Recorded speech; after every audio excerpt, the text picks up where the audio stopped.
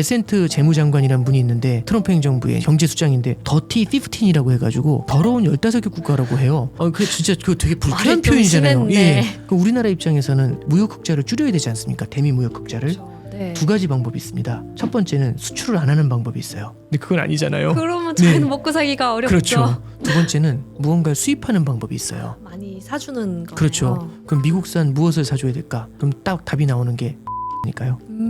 이왕 산다면. 그래서 저는 기노업에서 장기적으로 좋을 곳 같은 곳들에 어항을 놔두는 것, 이게 우리 일반적으로 직장생활 하시면서 투자를 하실 수 있는 가장 현실적인 방법이 아니겠나, 예, 그런 조언의 말씀을 드려봅니다. 와.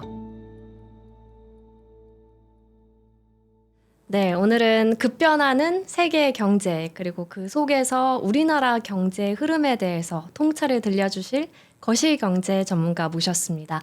옹원영 작가님 어서 오세요. 네, 안녕하세요. 네, 안녕하세요. 네. 제가 작가님의 신간을 네. 정말 재밌게 읽었습니다. 아유, 감사합니다. 네, 워낙 진짜 최대한 쉽게 친절하게 써주시려고 노력을 많이 하신 것 같더라고요.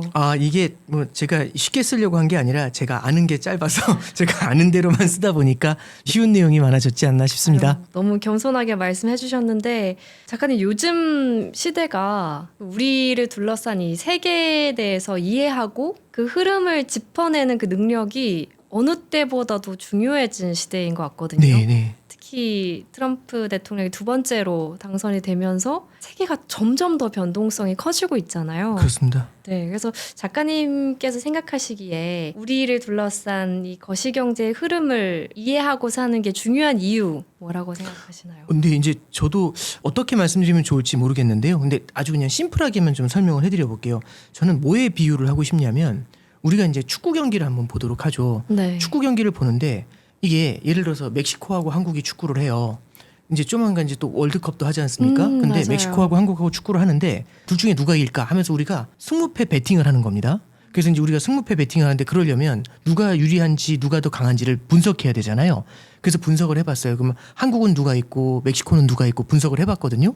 그래서 보니까 우리가 손흥민 선수도 있고 우리가 유리한 것 같아. 뭐 이러면서 이제 분석이 끝난 거죠. 이런 게 우리가 예를 들어 주식 투자를 할 때 기업을 분석하는 거하고 되게 비슷해요. 그런데 이런 경우가 있습니다. 근데 이거 멕시코 홈 경기인데요. 딱 이렇게 말씀하시는 거예요. 홈 경기. 예, 그러니까 멕시코에 가서 하는 거죠. 그러면서 하시는 말씀이 지금 거기는 2,000m 고원이에요. 이런 얘기를 하시는 거예요. 그러면 2,000m 고원이면 뛰기도 힘들거든요. 그렇죠. 산소가 예, 그렇죠. 공급되기 어렵잖아요. 그러면 이제 갑자기 사람들의 생각이 확 바뀌지 않을까요? 왜냐하면 그냥 둘이 붙으면 우리가 유리할지 모르겠는데 멕시코 홈 경기면 이렇게 되겠죠. 그럼 예를 들어서 우리가 힘들겠는데요? 그렇죠. 우리가 100이라는 거를 그냥 한국에 베팅을 했다가 갑자기 멕시코 홈 경기다 하면 이런 분위기가 생기잖아요. 네. 그리고 고원이야 뭐 이런 얘기하면 또 이렇게 되잖아요. 그러니까 이제 말씀드리고 싶은 건 각각의 어떤 기업들이 갖고 있는 실력 이런 것도 되게 중요한데 지금 이 거시경제라는 거는 매크로라는 건요.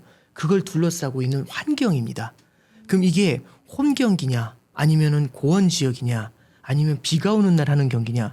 그럼 이제 이렇게 물어볼 수 있죠. 홈 경기면 무조건 이길까요? 그거는 몰라요. 그죠? 그러면은 어웨이 경기면 무조건 지느냐? 그건 몰라요. 근데 이런 건 있어요. 이기는지 지는지까지는 모르지만 홈 경기가 유리하죠. 그건 팩트죠. 네, 자국 선수들에겐 그렇죠. 유리하죠. 어웨이 경기는 불리하죠. 그래서 매크로라는 건요. 승패를 결정짓지는 않지만 유불리는 만들어주는 것 같아요. 그럼 예를 들어볼까요? 물가가 높을 때 유리한 회사가 있고 물가가 낮을 때 유리한 회사가 있겠죠. 환율이 높을 때 유리한 기업이 있고 환율이 낮을 때 유리한 기업이 있겠죠. 금리가 높을 때 유리한 곳이 있고 금리가 낮을 때 유리한 곳이 있지 않을까요? 그러면은 환율이 높으면 유리한 기업이 무조건 대박이 나냐? 또 그렇진 않겠죠. 아이템별로도 다를 테고 경쟁하고도 또 있을 테고요. 그죠? 이제 말씀드리고 싶은 핵심은 매크로라는 거는 우리 투자를 둘러싸고 있는 굉장히 거대한 환경과 같은 거고요. 이 환경은 유불리를 결정하기 때문에 우리가 매크로에 대해서 관심을 갖고 보실 필요가 있다. 이게 일단 첫 번째 드리고 싶은 말씀입니다. 그리고 두 번째는요. 이렇게 비유를 해드려 볼게요. 저 어렸을 때 집에 어항이 있었어요. 근데 이제 남자애들은 어떠냐면 어항 속에 있는 물고기 중에서 되게 크고 빠른 애들이 있거든요. 멋있게 생긴 애들, 상어처럼 생긴 애들을 좋아해요. 네. 그래서 그런 애들 얘가 진짜 너무 좋아 이렇게 얘기하는데 잠깐 생각해보죠. 그러면 나중에 그 어항에서 가장 경쟁력 있고 마지막까지 살아남을 것 같은 물고기를 골라라 하면 그 상어처럼 생긴 센 놈이 제일 오래 살아남지 않을까요? 당연히 그럴 거예요. 근데 이런 경우가 있습니다. 어항이 깨지면 어떻게 되죠? 오, 모든 그럼- 물고기가 죽겠죠. 그런 돌발 변수에서는 또 살아남을 물고기가 달라지겠는데요. 그렇죠. 그래서 드리고 싶은 말씀은요. 이렇게 바뀌는 것 같아요. 뭐냐면 우리는 매크로를 그냥 가정하지 않으면 빅테크와 같은 기업들이 제일 강하다는 생각을 하잖아요. 근데 네. 가끔씩 이런 일이 있습니다. 어항이 깨지는 경우 그런 때가 금융위기 때잖아요. 네, 뭐 아니면 코로나도 그렇죠. 있을 수 있겠고. 그러면 그때는요. 금융위기 때는 좋고 나쁘고가 아니라 다 같이 주가가 막 무너지는 모습들을 봤죠. 금융시장 전체가 녹아내리는 모습들. 네. 그래서 우리가 매크로를 바라볼 때는요. 어떻게 보면은 개별 기업단에서 바라볼 수 있는 리스크들 그걸 넘어서는 부분들을 갖다가 매크로에서도 볼 수가 있어요. 그래서 저는 다시 한번 말씀드리지만 매크로 하나만 갖고 투자의 모든 걸 결정할 수 있다 그렇게는 생각 안 해요. 근데 투자를 할 때 매크로를 조금은 감안해야 된다? 저는 오케이라고 생각하고요. 우리가 투자뿐만 아니라 우리가 생활을 할 때 이 거시경제를 안다는 것, 환율이나 금리를 안다는 것 이거는 우리한테 굉장히 큰 도움을 준다 그렇게 생각을 하고 있습니다. 그러니까 어떻게 보면 인생도 실력이 중요하지만 운과 타이밍이 중요하다고 그렇죠. 하잖아요. 그렇죠. 그것처럼 각각의 뭐 개별 기업이나 국가들이 당연히 뭐 유리하고 더 잘하는 곳이 있겠지만 환경에 따라서 그 결과가 어떻게 될지 모른다는 말씀인 거네요. 그렇죠. 그러니까 결국에는 열심히 준비가 돼 있는 기업인데 그 환경이 딱 만들어지면 그러니까 우리가 그런 말 쓰잖아요. 물 들어올 때 노 젓자. 근데 물이 들어오는데 노가 없으면 안 되지 않겠습니까? 그럼 우리가 결국에는 좋은 기업을 찾아서 분석해 놓고 그 기업한테 가장 좋은 환경이 들어올 때 그럴 때를 기다리는 그런 형태의 투자 방법들도 존재할 수 있겠죠. 그래서 다시 한번 말씀드리지만 매크로라는 건요. 결국에는 유리한 환경, 불리한 환경 이런 걸 만들어주는 환경 자체를 생각하면 됩니다. 그래서 이 거대한 환경을 우리가 이해하고 그렇죠. 살아야 네네. 되는데 그 중에서도 우리가 세계의 경제 흐름 중에서도 미국의 경제 상황에 항상 예의주시하는 이유가 있을 것 같거든요. 네, 이게 저도 매크로를 본다고 하면 처음에 이제 미국의 고용이나 미국의 금리나 이걸 먼저 보게 되거든요. 근데 이제 이렇게 한번 잠깐 생각해 보죠. 어떤 특정 국가가 성장을 할 때는요.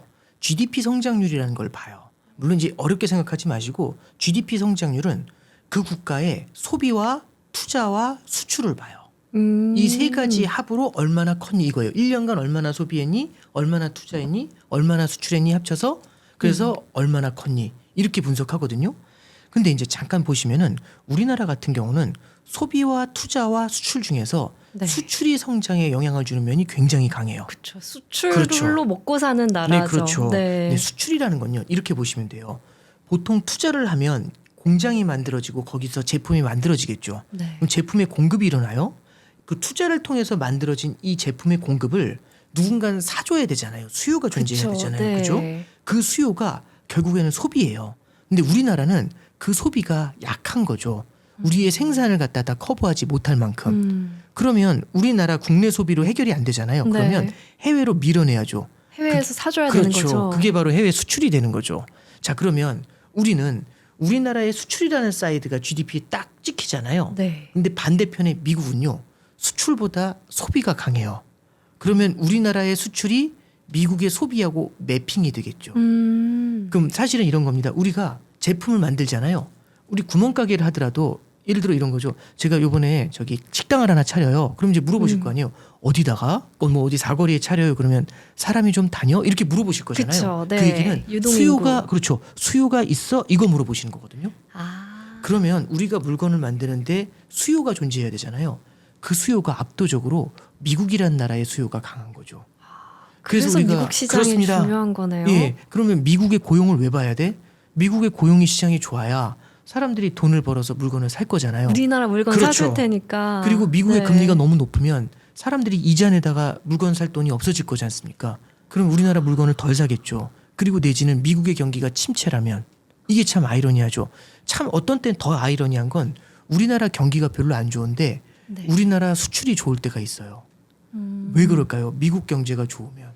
그래서 요즘 같은 때 보면 사람들은 우리나라 실물 경기 별로 안 좋은 것 같은데 네. 왜 이렇게 수출이 잘 되고 왜 이렇게 주가가 잘 오르고 수출 기업들의 주가가 왜 그러지 이런 생각들 되게 많이 하거든요. 그러니까 어떻게 보면 이런 양극화가 나타나게 되죠.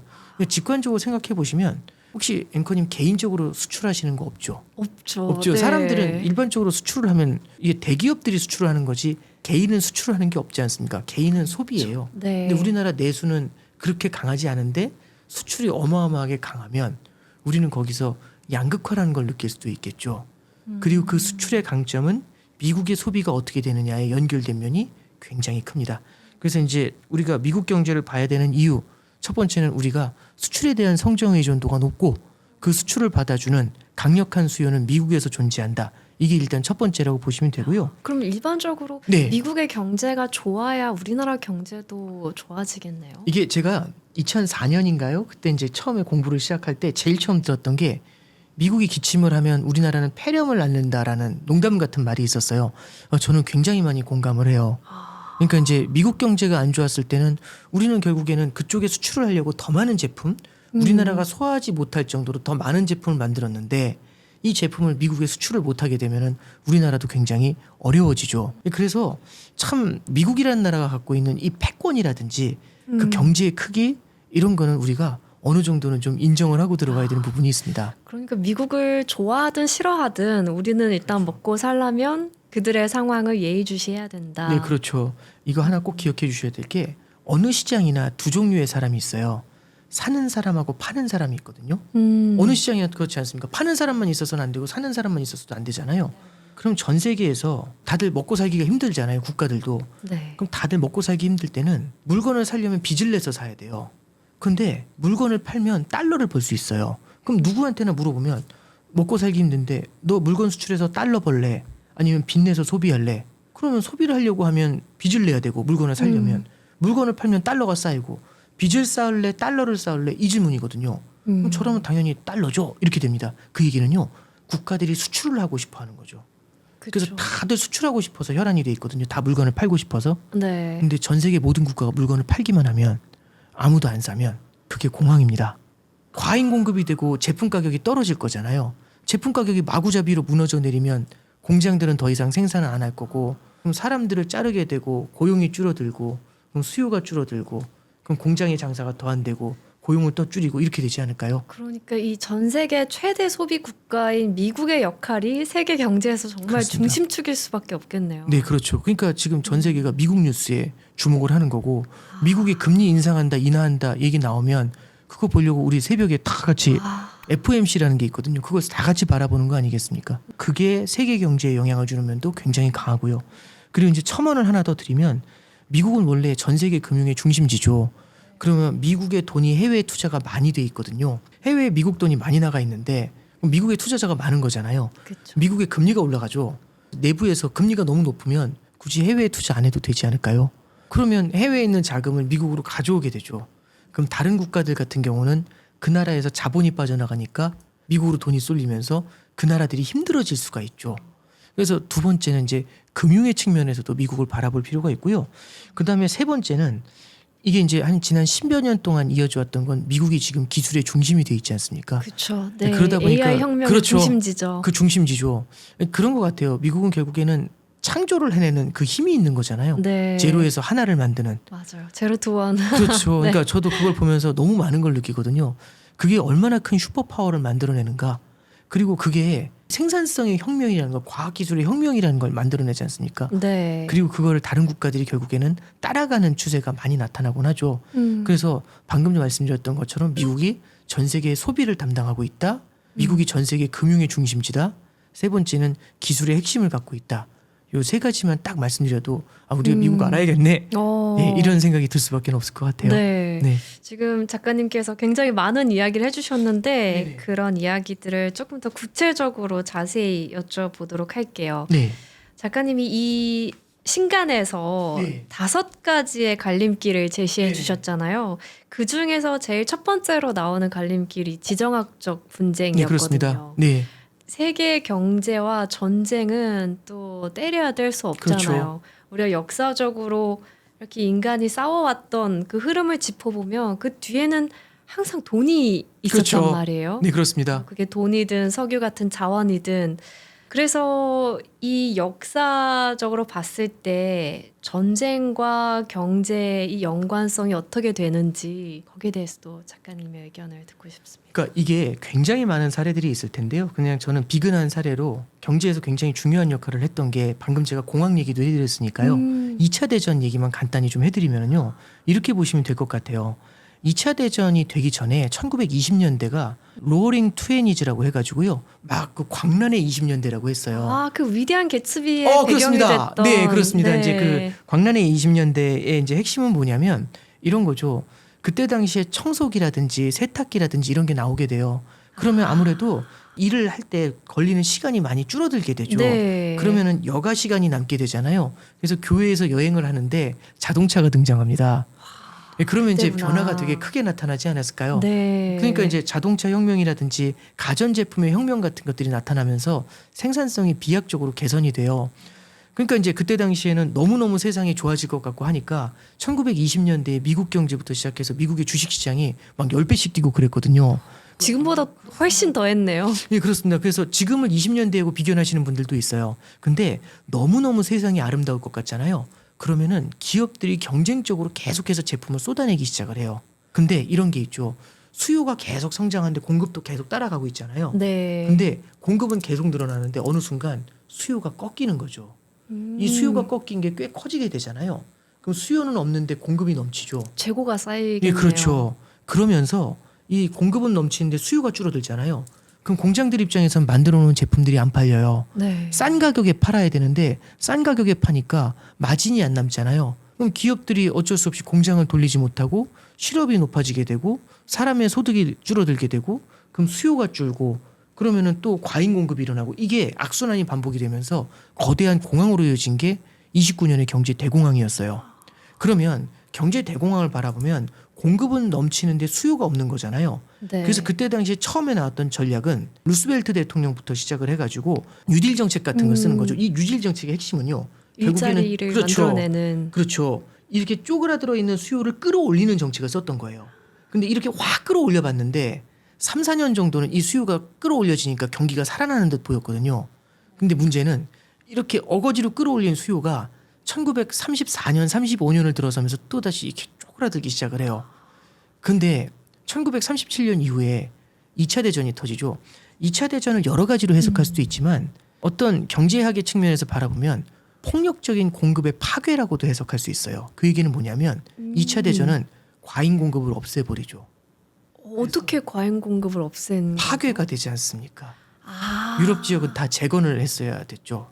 그 재건의 이름을 우리 마셜 플랜이라고 했습니다. 결국에는 수요는 없는데 공급이 넘치잖아요. 수요를 끌어올려서 매핑을 시키는 방법이 있고요. 네. 근데 이게 쉽지가 않지 않습니까? 그럼 어떤 때는 폭력적인 공급의 파괴가 일어날 때가 있죠. 아, 진짜 말 그대로 파괴를 통해서 그 재고를 없애버렸다고 볼 수 있는 의도한 건가요? 건지까지는 모르겠지만 그래서 이제 많이 얘기하는 게 대공황을 해결한 건 뉴딜 정책이 아니라 2차 대전이었다 이런 얘기들도 하죠. 그래서 우리가 경제사를 바라볼 때 굉장히 많은 의미들이 있을 거예요. 전쟁마다. 네. 근데 그 대표적인 케이스 중에 하나가 이제 2차 대전이라는 말씀을 하나 좀 드려봤고요. 그리고 이제 중동에서의 전쟁들도 되게 이슈들이 많았었어요. 근데 이번에 터진 게 이제 이란 사태가 터졌잖아요. 네. 저는 이제 그런 생각을 해요. 역사를 바라볼 때 여러 가지 관점들이 있지만 저는 어떤 역사적인 사건이 만들어낼 때 이 사건을 연속하고 단절이라는 걸로 좀 바라보면 어떤가 생각이 돼요. 사건의 연속과 단절이라는 건 이렇게 해석할 수 있는데 그 사건이 일어났는데 기존하고 그 흐름이 똑같이 이어져요. 그러면 이건 연속이죠. 네. 근데 어떤 사건이 일어났는데 연속이 바뀌게 되면서 다른 흐름이 이어져요. 그러면 이거는 단절이겠죠. 그러니까 변하는 것과 그렇죠. 변하지 않는 거의 예, 차이네요. 예를 들어서 영국이 해가 지지 않는 나라였잖아요. 1차 대전이 터지면서 빚도 많아지고요. 영국 경제가 굉장히 힘들어지면서 미국하고 영국하고의 패권이 바뀌게 돼요. 2차 대전이 끝난 다음엔 미국으로 패권이 확실히 넘어오게 되죠. 네. 그러면 1, 2차 대전이라는 역사적 사건 이후에는 영국에서 미국으로의 전환이라는 거대한 단절이 존재하지 않을까요? 그러네요. 전 세계 패권국이 바뀐 거네요. 네, 그렇죠. 그래서 그런 것들이 역사 속에서 단절이라고 생각을 하는데 저는 물론 지금 말씀드리면 되게 이 사람이 오버한다고 생각할 수도 있지만 저는 20년 정도 지났을 때 지금의 이란 사태를 네. 사람들은 어떻게 해석을 할까? 교과서에 나올 때 그냥 이란이랑 미국이랑 싸웠어요. 폭격이 일어났어요. 이렇게만 적힐까? 아니면 이 전쟁 이후에 어떤 변화가 나타났어. 이런 얘기들로 적힐까? 그래서 이번 이 중동 사태가 하나의 단절이 되지 않을까라는 생각을 조금 해보게 돼요. 그래서 제가 이제 첫 번째 부의 갈림길을 5가지로 제시했는데 그 중에 하나를 지정학적인 리스크의 갈림길이라는 말씀을 썼는데 네. 한번 잠깐 생각해 보죠. 저는 비근한 예로 이런 것 같아요. 이번에 이란 전쟁을 겪으면서 뭐 휴전이 언제 될지 종전이 언제 될지는 잘 모르겠지만 이게 만약에 종전이 된다고 해도 이란이 깨달은 건 결국에는 호르무즈 해협이라는 요즘 이제 초크 포인트라는 단어가 유행을 하더라고요. 네. 초크 포인트를 막은 거잖아요. 그렇죠. 전 세계 그렇죠. 경제를 마비시킬 수 있을 만한. 네. 근데 이거를 이렇게 제대로 막아본 적이 없었단 말이죠. 근데 이제 막았지 않습니까? 그랬더니 이제 전 세계가 쩔쩔매는 걸 본 거 그쵸. 아닐까요? 네. 우리 생각보다 힘이 있네? 무기가 있네? 그러면 저는 그냥 생각이 그거죠. 다음에 또 이걸 쓸까라는 생각이죠. 근데 이제 사람이 그런 거지 않습니까? 제가 어떻게 위협을 해봤더니 쩔쩔매면서 어떻게든 달래주려고 하면 또 쓰지 않을까요? 하나의 레버리지 같은 거죠. 그러면 이란만 그걸 쓸까 아니면 전 세계 여러 개의 초크 포인트가 존재할까? 뭐 예를 들면 지금 생각나는 거는 인도 같은 나라도 그렇죠. 인도양과 말라카 그렇죠. 해협의 중간에 있으니까 예, 그렇죠. 거기 또 엄청난 양의 석유가 네. 지나가잖아요. 이게 저는 4월 달에 호르무즈 해협 통행료 얘기 나왔을 때 인도네시아에서 에너지 장관이었나 그분이 우리도 이게 통행료 받아야 되는 거 아니야? 이 얘기했다가 국제사회에 몰매를 맞으면서 없었던 얘기로 합시다 하면서 이렇게 가라앉았는데요. 글쎄요. 저는 이런 것들이 이란 전쟁 이전과 이후로 해서 초크포인트라는 단어보다는요. 전 세계 공급망에 어떤 영향을 줄까? 이런 생각을 좀 해보게 돼요. 요즘 농담처럼 나오는 게 어떤 얘기가 나오냐면 이렇게 한번 생각해 보죠. 제가 이제 2012년에서 14년 사이에 경영학 공부했거든요. 그때는 어떤 걸 많이 배웠냐면 재고 관리 같은 거 배우면 재고는 적게 유지하는 게 좋다고 배웠어요. 그리고 필요할 때마다 조달할 수 있게 하라. 이렇게 Just in 배웠거든요. time. 그렇죠. 저스트 인 타임이죠. 네. 근데 이런 생각은 좀 들었어요. 그때는 그래서 재고는 많이 갖고 있으면 안 좋은 거거든요. 근데 한번 잠깐 생각해 보죠. 이란 전쟁을 겪으면서 이런 뉴스가 나와요. 중국은 에너지 재고가 6개월치다. 한국은 에너지 재고가 뭐 3개월치다. 대만은 에너지 재고가 2달치다. 아까 전에 말씀드린 대로 간다면 재고가 가장 적은 대만이 제일 좋은 거 아닐까요? 근데 우리는 그렇게 생각 안 하죠. 그렇죠. 이게 언제 풀릴지 그렇죠. 모르니까 많이 쌓아둔 국가가 그래도 안전하게 산업을 계속 돌릴 수 있는 그렇죠. 거잖아요. 세계화가 돼서 공급망이 열려 있잖아요. 그럴 때는 언제든지 공급을 할 수 있기 때문에 재고를 적게 유지하고 필요할 때마다 연락해서 봐줘오는 게 제일 좋은 방법이죠. 근데 세계화가 돼 있지 않고 언제 어디서든지 이 공급망이 막힐 수 있다면 공급망이 막히는 순간 저는 제품을 만들어서 공급하지 못하잖아요. 그렇죠. 그러면 재고를 쌓아야 되는 느낌이 들지 않을까요? 그럼 사람들은 재고를 쌓는 상황이 벌어지게 되면 첫 번째가 이렇게 됩니다. 재고를 관리하는 관리비가 들겠죠. 두 번째는 이 재고를 살려면 돈이 필요하잖아요. 그럼 돈을 빌려서 재고를 사놓지 않겠습니까? 그러면 금융 비용이 들겠죠. 그럼 재고 관리비와 금융 비용이 발생하게 되면 얘를 제품의 원가에 엎어버리겠죠. 그러면 물건의 가격이 올라가지 않을까요? 그게 또 소비자에게 그렇죠. 돌아가겠네요. 예, 그렇죠. 그게 인플레이션이겠죠. 그래서 재고를 바라보는 시각의 변화가 아까 전에 말씀드렸던 매크로에서의 물가에 영향을 줄 수도 있지 않냐 이런 생각을 해보는 거고 직관적으로 생각해보죠. 물가가 계속 내려갈 것 같아요. 그럼 미리 사놓을 이유가 없지 않습니까? 그렇죠. 나중에 사는 게 더 그렇죠. 유리하겠죠. 근데 네. 만약 세상이 인플레이션의 세상으로 바뀐다면 물건을 언제 사야 될까 생각해보는 지금 거죠. 당장. 그렇죠. 쌓아놔야 되지 않을까요? 저는 이제 드리고 싶은 말씀이 이게 만약에 인플레이션에 대한 기대를 많이 키우게 된다면 우리는 항상 재고는 적게 유지하는 게 좋습니다라는 게 정답처럼 인식이 됐잖아요. 네. 근데 어쩌면 그게 바뀔 수도 있지 않을까요? 그래서 요즘은 이제 저스트 인 타임이 아니라 저스트 인 케이스라는 말로 쓰이게 되거든요. 상황에 따라서. 그렇죠? 물론 이 이란 사태 하나가 모든 것의 분기점은 아닌 것 같아요. 근데 결국에는 세계화라는 게 유행을 하고 세계화가 되면서 언제 어디서든지 효율적으로 자원을 갖다가 우리가 아프리카 구석에서도 언제든지 가져올 수 있다면 굳이 재고를 유지할 필요가 없었지 않습니까? 네. 근데 만약에 세계화가 흔들리게 되고 공급망에서의 불안이 언제든지 나타날 수 있다면 우리는 과거와 달리 재고라는 걸 바라보는 시각도 달라질 거고 물가를 바라보는 시각도 달라질 것 같아요. 그러면은 이 자체가 우리한테 익숙했던 것들, 재고는 적어야 된다, 저스트 인 타임이다, 이 익숙함에서 멀어질 수도 있는 거 아닐까요? 이란이 이렇게 중요한 부분을 막아버린 게 네네. 한 번의 특수한 케이스가 아니라 네네. 앞으로도 이런 일이 재발할 가능성이 충분히 있을 수 있는 거네요. 예, 그러지 않을까요? 그러면 사람들은 일단은 이게 또 언제 막힐지 모르니까 불안감을 가지고 약간 강박적으로 일단 물건을 쌓아두려고 할 수 있고 원자재 같은 그렇죠. 거를 그러다 보면 인플레이션이 계속 일어날 수밖에 없는. 네, 과거보다 높은 인플레이션이 생기겠죠. 저는 이런 생각을 좀 해봐요. 전쟁이 끝나면 각국은 에너지 재고를 쌓을까 줄일까 생각해보면 저는 확신해요. 쌓을 것 같아요. 왜냐하면 뒤였잖아요, 이번에. 그럼 그 다음 질문은 얼마나 쌓을까 이걸 물어볼 텐데 저는 전쟁의 기간에 대한 디펜던시가 되게 크다고 봐요. 예를 들어서 이런 거죠. 이제 같이 회의를 하는 거예요. 이제 재고를 쌓자, 에너지 재고를 쌓아놓자 했는데 그럼 얼마나 쌓을까 여기에 대해서 얘기하는 건데 제가 그러는 겁니다. 전쟁이 4개월 갔잖아요. 4개월치는 쌓아놔야 될 것 같아요. 리저너블하지 않습니까? 근데 전쟁이 1년 가요. 그럼 제가 뭐라고 할까요?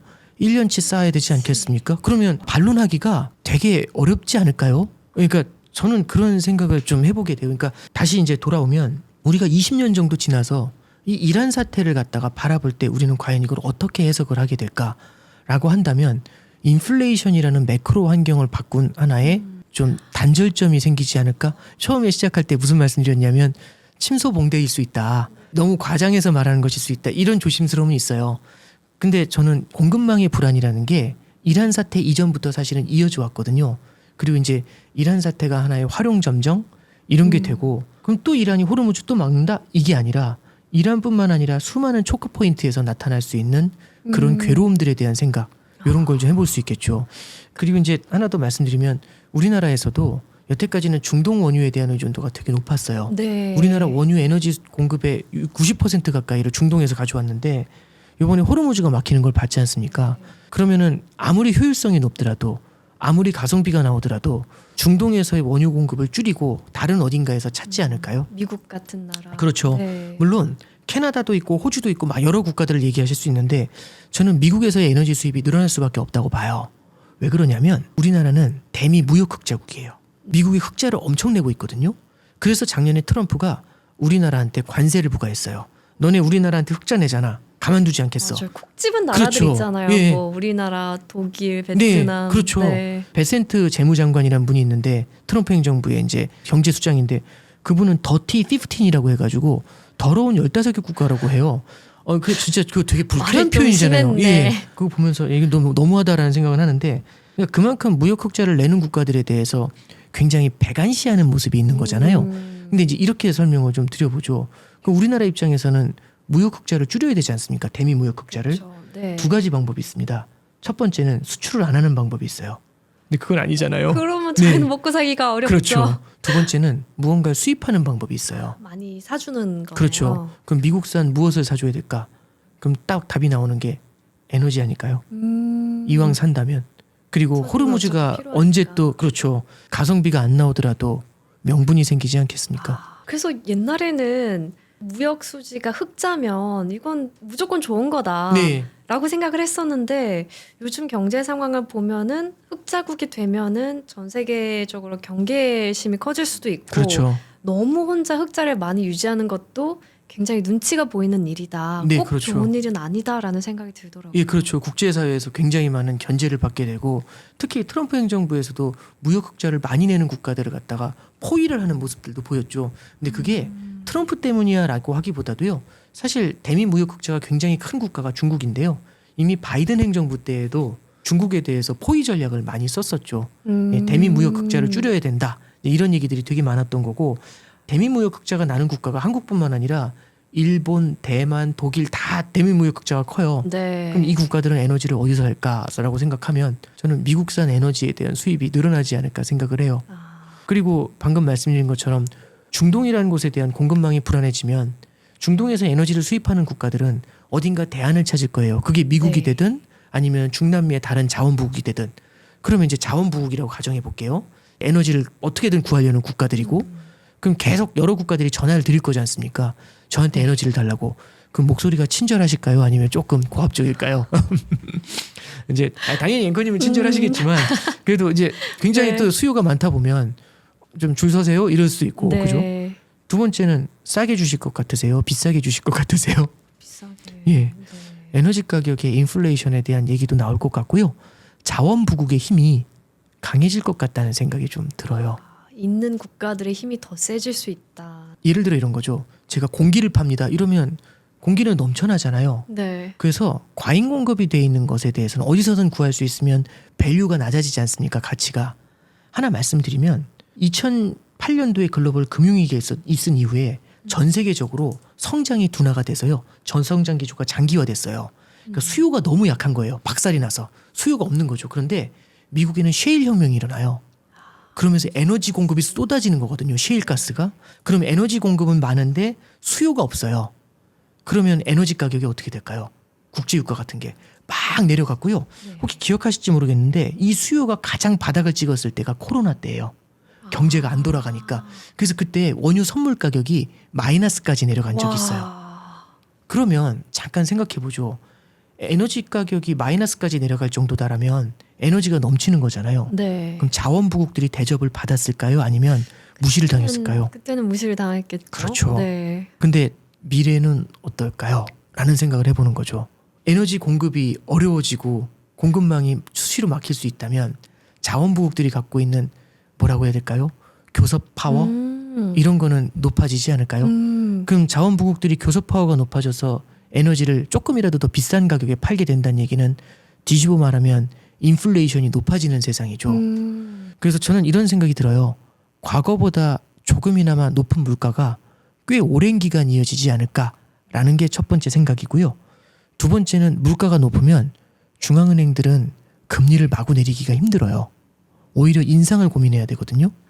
한국은행도 금통위에서 금리 인상에 대해서도 고민을 한다는 걸 시사했거든요. 네. 금리도 과거처럼 낮은 금리 보기가 쉽지가 않겠죠.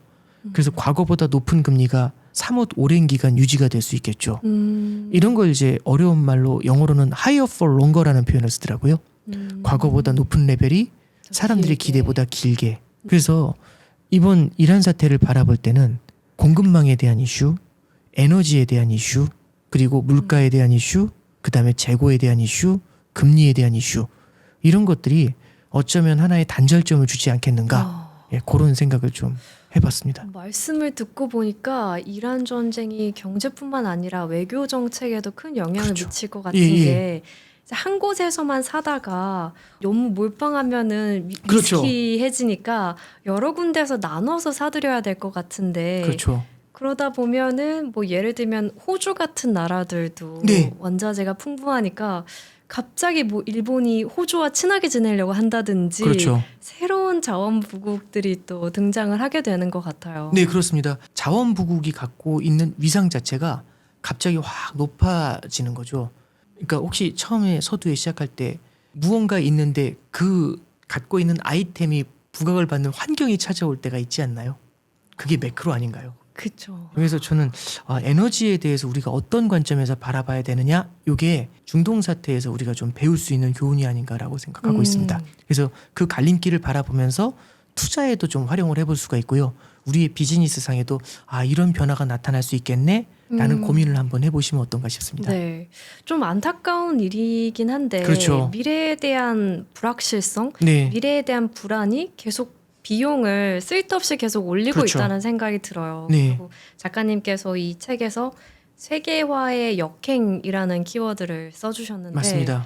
제가 어릴 때만 해도 학교에서는 네. 지금은 세계화의 시대다. 맞습니다. 자유무역 질서가 확립됐다. 이걸 너무 당연하게 배워왔는데 교과서에서 학교에서 배운 것들이 이제는 또 완전 뒤바뀐 세계가 되고 있는 거예요. 네, 그렇습니다. 그러니까 저는 그렇게 생각해요. 결국에는 어떤 세상의 제도라든지 구조가 바뀐 거잖아요. 그럼 구조가 바뀌면 거기에 맞춰서 이론들도 바뀌어야 되지 않을까요? 예를 들어 저스트 인 타임 같은 이론들. 그러니까 이 교과서에서 한번 배운 걸로 끝내지 말고 계속 끊임없이 공부를 해가야 되겠네요. 예, 그러니까 결국엔 경제라는 것도 그렇지만 경제는 결국 사람이 만드는 거잖아요. 그러니까 사람은 정해져 있는 게 아니라 계속해서 약동하지 않습니까? 약동하고 계속해서 바꾸어 나가잖아요. 이 약동하는 변화를 갖다가 무언가 하나의 이론으로 설명한다는 건 저는 불가능하다고 생각해요. 왜냐하면 결국에는 특정 언어가 이 세상의 모든 걸 설명할 수 있다는 얘기인데 그건 불가능한 얘기 아닐까요? 그리고 네. 계속해서 변화가 나타나는 거고 최근에 보면 금융시장에서도 옛날에는 겪어보지 못했었던 일들이 굉장히 많이 일어나잖아요. 블랙스완 같은 그렇죠. 거겠죠? 블랙스완이라는 표현도 있고 뉴노멀이라는 표현도 있죠. 아. 우리는 작년에 코스피가 2,300을 봤잖아요. 지금 우리는 8,300을 봅니다. 와, 진짜 말이 안 되는 상황인 것 그렇죠. 같아요. 그러니까 우리가 2,300이라는 숫자에 천착해 있으면 8,300을 받아들일 수가 없잖아요. 그럼 이거는 일탈인가 아니면은 뉴노멀일까? 그 대표적인 뉴노멀로 많이 얘기가 됐던 게 환율이죠. 불과 3, 4년 전만 해도요. 환율이 1,200원만 넘어도 미쳤다고 그랬거든요. 네. 근데 지금 환율 1,200원이면 어떤 느낌일까요? 언제 이렇게 떨어져? 이러지 않을까요? 너무 싼데? 이러지 않을까요? 1,500선이 그렇죠. 뉴노멀이 돼서. 그렇죠. 제가 앞에서도 물가도 higher for longer, 그 다음에 금리도 higher for longer 말씀드렸잖아요. 네. 환율도 higher for longer 아닐까요? 그러면 마지막에는 주식도 혹시 higher for longer일까요? 그러니까 제가 이제 말씀드리고 싶은 건 어쩌면 경제의 구조 자체가 바뀌었잖아요. 그러면은 그때의 구조하고 지금의 구조가 바뀌어 있을 수 있지 않습니까? 그래서 저는 금융시장에서 요즘 나타나고 있는 이런 좀 이례적인 변화들, 이런 것들이 어쩌면 우리는 과거가 정상이고 이게 비정상이라고 말을 많이 하지만 어쩌면 이게 뉴노멀인 거고, 그러면은 과거의 노멀하고 새로운 뉴노멀 사이에는 단절이 존재하잖아요. 네. 저는 이 갈림길에서 고민해보고자 했던 게 이 역사의 단절점들입니다. 그러니까 지금이야 이게 단절인지 연속인지 알 수가 없지만, 네. 그리고 제가 앞서 다시 말씀드렸던 것처럼 이게 침소봉대일 수도 있겠지만 돌아보면 어쩌면 이게 단절점일 수도 있지 않을까요? 그럼 우리가 당연하게 생각했던 것들을 다시 짚어봐야겠네요. 그렇죠. 되짚어봐야겠네요. 네, 저는 그런 생각을 네. 좀 해보고 있습니다. 작가님이 이번 부의 갈림길에서 두 번째 갈림길로 제시해 주신 게 또 양극화 네. 경제였거든요. 네, 저는 개인적으로 이 양극화 경제에 대한 챕터가 제일 좀 인상적이었어요. 전 세계적으로 뭔가 소비 면에서든 뭐 투자 면에서든 계속 양극화가 진행이 되고 있다는 거잖아요. 네, 그렇죠. 그거는 되게 무서운 얘기였거든요. 이제 예를 들어서 수능 문제나 시험 문제에 나온다고 해보죠. 출제 문제가 이렇게 나와요. 예를 들어서 지금 경제는 주식시장이 사상 최고치를 경신하고 있다. 네. 부동산 시장도 뜨겁다. 그리고 물가도 조금은 높은 편이다. 물가 목표가 2%인데 2%보다 물가가 위에 있다. 실업률도 그래도 과거 대비해서 역사적으로 보면 안정적이다. 그러면 지금 물가가 2%보다 넘잖아요. 물가 목표가 2%거든요. 그럼 중앙은행은 금리를 올려야 될까 내려야 될까? 이러면 일단은 그냥 상식적으로는 올려야 그렇죠. 된다. 인상이야죠. 저라면 무조건 객관식이면 인상 찍었을 거거든요. 물가가 높으니까. 예, 그렇죠. 네. 근데 작년에 미국은 금리를 내렸거든요. 그게 미국의 상황이었나요? 예, 그렇죠. 작년에 미국을 보면 주식시장은 연일 사상 최고치를 경신하잖아요. 나스닥 지수를 중심으로. 네. 부동산 시장도 굉장히 뜨거웠고요. 최근에는 조금 식었지만, 그리고 미국의 실업률은 역사적으로 낮은 레벨을 유지하고 있었고요. 미국의 소비자 물가 지수는 2%대 후반을 기록하고 있었어요. 그럼 이거 보면 금리를 인상해야 되거든요. 네. 근데 오히려 작년에 미국은 2024년부터 작년까지 고점 대비해서 1.75%를 금리를 인하했어요. 왜 금리를 인하하는 결정을 그러니까 했죠? 이게 참 아이러니하죠. 잠깐 생각해 보죠. 네. 그러면 우리가 미국 주식시장이 올랐다고 하는데 미국 주식시장 중에서 어떤 게 많이 올랐을까라고 하면 많은 분들이 미국 주식 투자한다고 하면 딱 떠올리는 게 엔비디아. 그렇죠. 네. M7 딱 떠올리잖아요. 그러면 이 기업들은 기본적으로 대형주죠. 그리고 완전 그렇죠. 빅테크죠. 네. 이 빅테크는요. 영업이익률의 평균이 30%가 넘어요. 아, 어마어마하거든요. 그러니까 이게 30%라는 숫자를 잠깐 보시면 네. 이게 이렇게 생각하시면 돼요. 우리나라에서 그냥 유통기업들 있잖아요. 4% 5% 영업이익률 내면 그래도 선방했다 이렇게 얘기 나올 정도예요. 근데 그 큰 기업들이 30% 40%의 영업이익률을 내잖아요. 물론 이제 우리나라 하이닉스가 지금 70%를 넘겨서 저도 보고 눈이 튀어나왔거든요. 이거 대체 어떻게 팔았길래 이렇게 되죠? 이런 생각은 드는데, 근데 잠깐 생각해 보죠. 그러면 영업이익률이 30%씩 나오는 거예요. 장사에서 30%씩 수익이 나요. 말이 안 되는 숫자인 그렇죠. 거죠. 한번 이렇게 가정을 해보죠. 앵커님하고 저하고 다 같이 모여가지고 여기 다 출연진까지 다 합쳐가지고 돈을 이제 n분의 1로 출자를 해서 여기다 이제 식당을 차려요. 근데 식당을 차렸는데 식당이 너무 잘 되는 거예요. 사람들이 난리가 난 거예요. 너무 잘 되는 거죠. 근데 오늘이 어떤 날이냐면 1년이 지나서 벌어들이는 수익금으로 배당 드리는 날이에요. 그래서 이제 주주분들이 다 이제 입장하시잖아요. 근데 네. 다들 장사 잘 돼서 배당금 드린다는데 표정들이 다 어두우신 거예요. 그래서 제가 경영자예요. 왜 어두우시지? 갑자기 한 분이 못 견디시고 화를 내시면서 지금 배당금 줄 때냐고 화를 내시는 거예요. 벌어. 그래서 제가 그럼 안 받으시려고 했더니 지금 배당금 줄 때가 아니지. 경영진을 잘못 뽑았어. 이러시는 거예요. 왜냐하면 네. 지금 영업이익률이 이렇게 높으면 이렇게 장사가 잘 되면 지금 배당금을 줘야 됩니까? 아니면 분점을 늘려야 됩니까? 아, 투자를 더 해야 된다. 분점을 늘려야죠. 그래서 제가 소심하게 어디다 분점을 늘릴까요? 했더니 저 사람 자르라고 전국에 200개는 내야지 이래야 되지 않을까요? 그럼 분점 내려면 돈이 많이 필요하죠. 설비 투자를 해야 되잖아요. 그럼 배당금 줄 때가 아니죠. 오히려 돈을 빌려야 될 겁니다. 그랬더니 제가 또 쫄아서 금리가 되게 높아요. 4%예요. 그럼 이제 뭐라고 하실까요? 영업이익률이 40%잖아요. 4%가 별로 두렵지 않지 않을까요? 높은 금리가 큰 상관이 아니라는 그렇죠. 거예요. 그러면 4%라는 게 높냐 낮냐라고 한다면 어떤 사람 입장에서는 되게 높겠죠. 근데 40%씩 영업이익을 내는 빅테크한테는 가뿐하지 않을까요? 자, 이게 포인트입니다. 그러면 미국 중앙은행 입장에서는 네. 빅테크는 뜨겁잖아요. 그러면 굳이 빅테크가 만들어내는 자산시장의 법을 이런 걸 조절하려면 금리를 올려야 될 수도 있어요. 근데 금리 올려도 잡을 수 있을지 모르겠네요. 그렇게 강한데. 워낙 돈을 잘 벌고 있으니까. 예, 그렇죠. 근데 문제는 뭐냐면 빅테크를 보면서 금리 올리려고 위를 쳐다보다 갑자기 밑에서 으악 소리가 나요. 그래서 밑을 내려다 보니까 미국의 서민 실물 경제예요. 미국에서 작년 11월일 거예요. 뉴욕의 맘단이라는 사람, 조란 맘단이라는 사람이 시장이 됐거든요. 네네. 그분이 자기가 급진적인 사회주의자 뭐 이런 식으로 얘기를 해요. 근데 이분이 파고든 게 뭐냐면 affordability라는 단어를 딱 캐치프레이즈로 내세워요. 이게 뭐냐면 내가 감당할 수 있는 경제가 돼야 되는데 물가도 너무 높고 뉴욕의 렌트비도 너무 높아요. 월급은 많이 안 올랐는데 월급 받은 걸로 렌트비 내니까 먹고 살 게 없는 거예요. 이러다 보니까 뉴욕에서 맘단이라는 사람이 당선이 된 거거든요. 네. 자, 그러면 affordability라는 단어가 인기를 얻을 정도다라고 하면 미국의 서민 경제는 지금 굉장히 너무 힘들다는 팍팍한 거네요. 거죠. 물가도 높고 금리도 높잖아요. 4%의 금리가 우리는 방금 전까지는 빙긋 웃으면서 별거 아니네 했지만 지금 보니까 되게 막막해 보이지 않나요? 이 서민 경제를 보면 금리를 내려줘야죠. 그럼 이게 진짜 딜레마네요. 그렇죠. 올려야 그러면, 되는지 그렇죠. 내려야 되는지. 근데 중앙은행 입장에서 빅테크는 금리 올리고 서민 경제는 금리 내리고 이게 안 돼요. 왜냐하면 네. 중앙은행의 금리라는 건 어디는 올리고 어디는 내리고 이게 차별적으로 줄 수가 없거든요. 네. 에브리바디 올리거나 에브리바디 내려줘야 돼요. 그럼 어떻게 해야 될까? 그러니까 총알이 한 발이 있는데 토끼가 양쪽으로 뛰어요. 그럼 어디다 쏴야 될까 이거거든요. 제일 바보 같은 짓이 가운데 쏘는 거죠. 가운데 그 양쪽 다 못 잡는 그렇죠. 건데. 그럼 어딘가를 저격해서 쏴야 되거든요. 그러면 빅테크의 뜨거운 열기를 식히기 위해 금리를 올리느냐 아니면 서민 경제를 부양하기 위해서 금리를 내리느냐 양쪽을 선택해야 되거든요. 어느 걸 선택해야 될까요?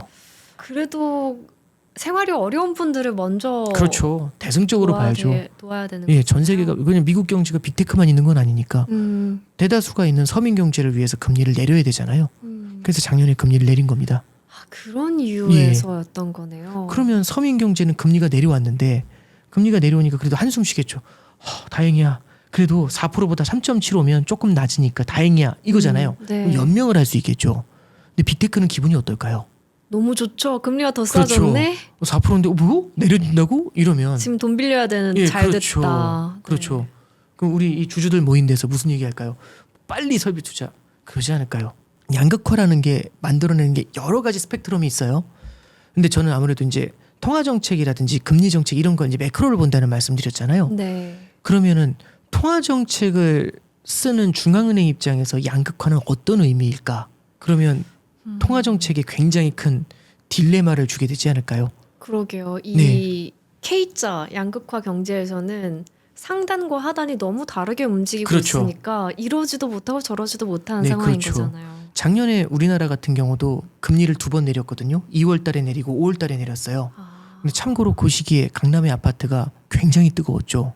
그런데도 금리를 내릴 수밖에 없었던 상황이 있는 거네요. 그렇겠죠. 왜냐하면 우리나라가 실물 경제가 안 좋았잖아요. 그리고 이제 우리나라 성장률 특히 소비 성장률이 굉장히 안 좋았고 거기에 플러스 알파로 하나 말씀드리면 작년 3월인가 4월인가 남부 지역에 산불 났었던 거 혹시 기억나세요? 네. 예, 그게 우리나라 성장률에도 영향을 많이 줬죠. 그래서 2월에 한 번 내리고 5월에도 한 번 더 내렸었어요.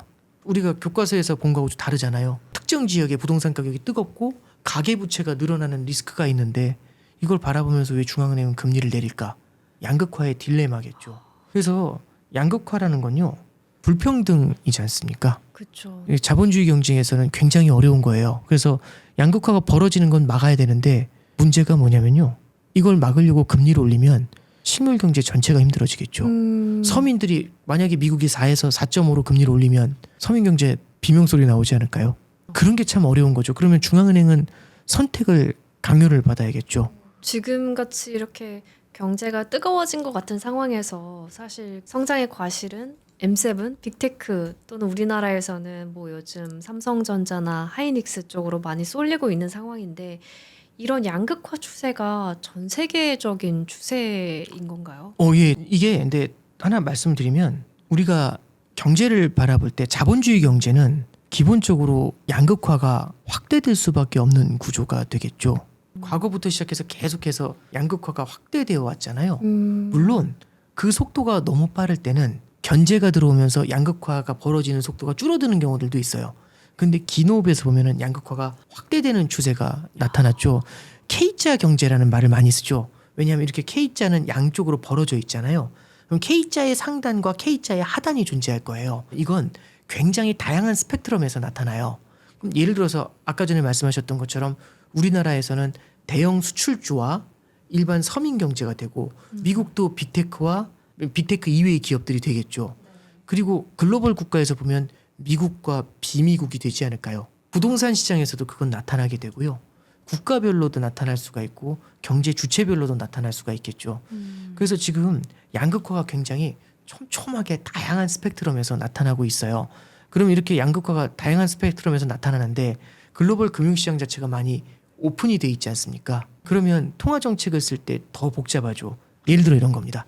미국 경제가 되게 뜨거워요. 네. 그러면 미국은 금리를 올려야 되겠죠. 미국 경제 너무 뜨거우면 이제 금리를 올려서 이 뜨거운 경기를 식혀줘야 과열을 막을 수가 있어요. 근데 미국이 금리를 올리려고 보니까 갑자기 다른 국가들이 문제예요. 미국은 뜨겁지만 다른 나라는 안 좋을 수 있거든요. 근데 문제는 성장은 미국의 성장과 다른 나라의 성장이 다 나눠져 있죠. 그렇죠. 근데 금리는요. 미국 금리를 전 세계가 같이 쓰죠. 다 연결이 돼 있잖아요. 미국 금리가. 왜냐하면 미국 자본이 다 퍼져져 있으니까. 네, 달러가 퍼져 있으니까. 그러면 네. 미국은 금리를 결정할 때 미국 경제만 보고 금리를 결정하면 금리를 올리면 되잖아요. 쉽게. 근데 문제는 미국 이외의 국가들은 지금 다 힘든 거예요. 근데 그런 상태에서 미국이 금리를 올리면 어떻게 될까요? 미국 경제가 뜨거운데 금리를 올리니까 살짝 주춤해지는 정도겠지만 다른 국가들은 악 소리가 나지 않을까요? 타격이 크겠네요. 네, 그렇죠. 결국에는 우리가 바라보는 통화 정책은 달러 금리를 미국은 올리면서 다른 나라는 내리고 이게 불가능하죠. 그래서 지금 말씀드리는 게 K자와 통화 정책에 대한 말씀을 드리고 있는 거예요. 네. 통화 정책은 불균등하게 나눠줄 수 없고 하나의 원웨이로 한 방향으로만 총을 쏴야 되거든요. 모두에게 적용이 네, 그렇죠. 되니까요. 아까 전에 저는 무슨 예시를 들었냐면 결국에는 강남의 아파트와 서민 경제에 대한 말씀드렸고 그 다음에 이제 M7과 미국의 서민 경제 말씀드렸죠. 그리고 이제 방금 말씀드린 것처럼 미국과 비미국을 바라보는 미국 중앙은행의 생각들 이렇게 한번 여러 가지 K자의 구조가 나타날 수 있다는 점을 한번 짚어드려봤습니다. 그럼 수혜를 입는 대기업들은 앞으로 점점 더 고속 성장을 할 수밖에 없겠네요. 이게 여러 가지 이슈에서 좀 바라볼 필요가 있는 것 같아요. 결국에는 통화 정책은 그런 데서 한계가 있고요. 그래서 실제 미국의 중앙은행에서도 통화 정책만으로 이 문제를 해결할 수는 없다라고 얘기를 해요. 그러면 그 외에도 재정 정책이라는 게 있죠. 재정 정책은 정부가 나서는데 정부는 민의를 대변하잖아요. 선출직이니까요. 네. 그럼 민의를 대변한다는 얘기는 불평등하게 뭔가를 나눠줄 수 있죠. 코로나 때 재난지원금 같은 거나 줄 네. 때도 소득 기준이 좀 낮으신 분들한테 더 많은 자금을 지원하고 이런 것들이 있지 않습니까? 맞아요. 최근에 뭐 고유가 지원금도 그렇죠. 있고. 네, 그런 것들도 존재하죠. 네. 그러니까 통화 정책은 소득이 낮은 사람은 금리를 내려주고 높은 사람은 금리 이게 불가능하거든요.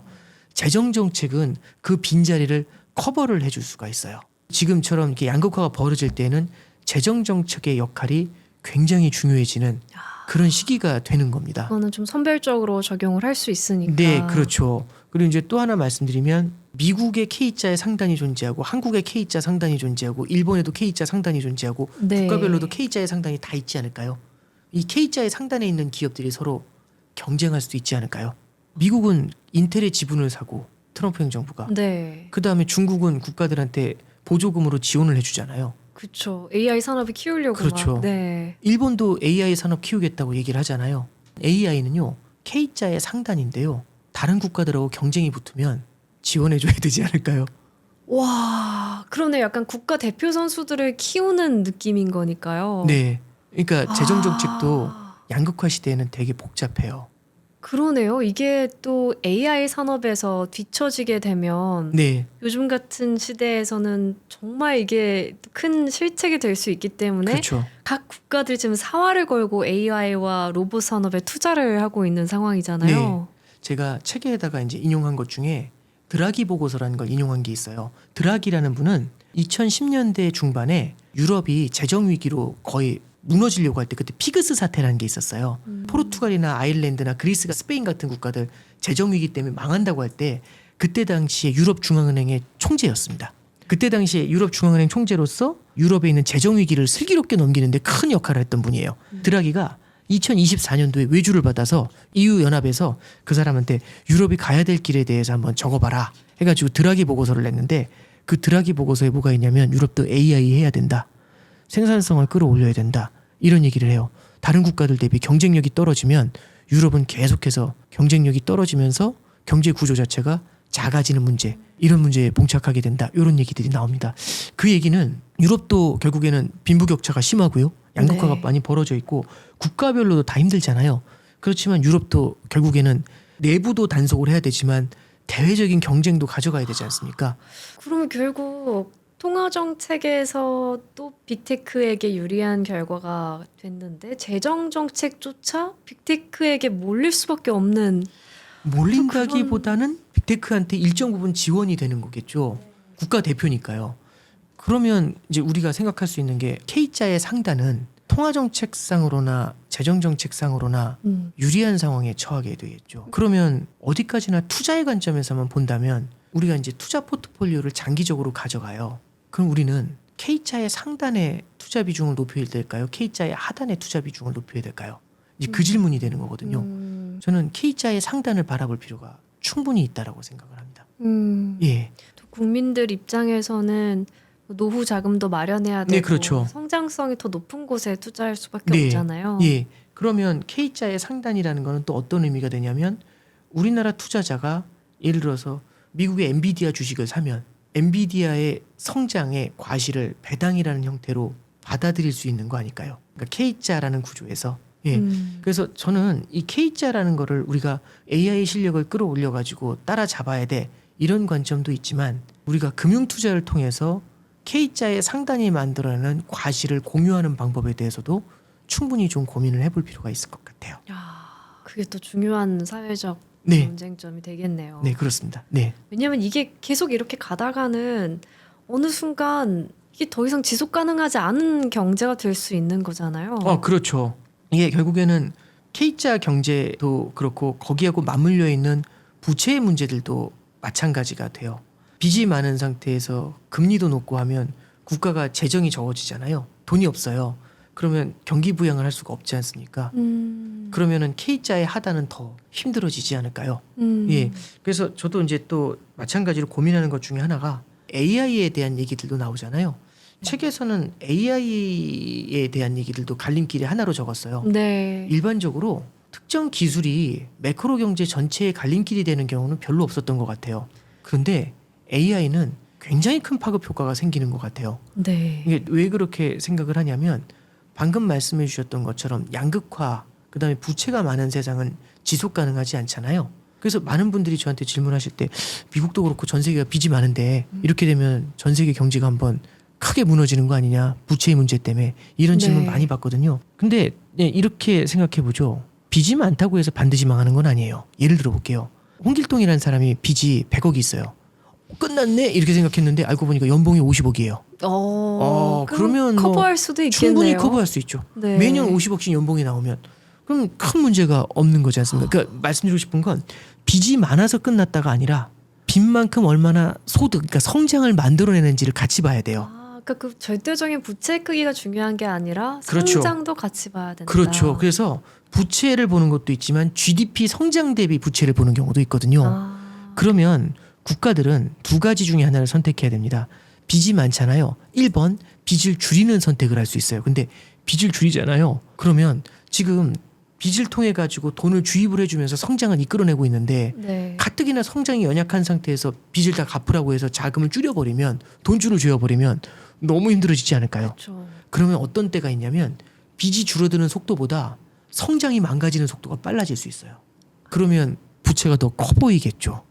일본이 그랬어요.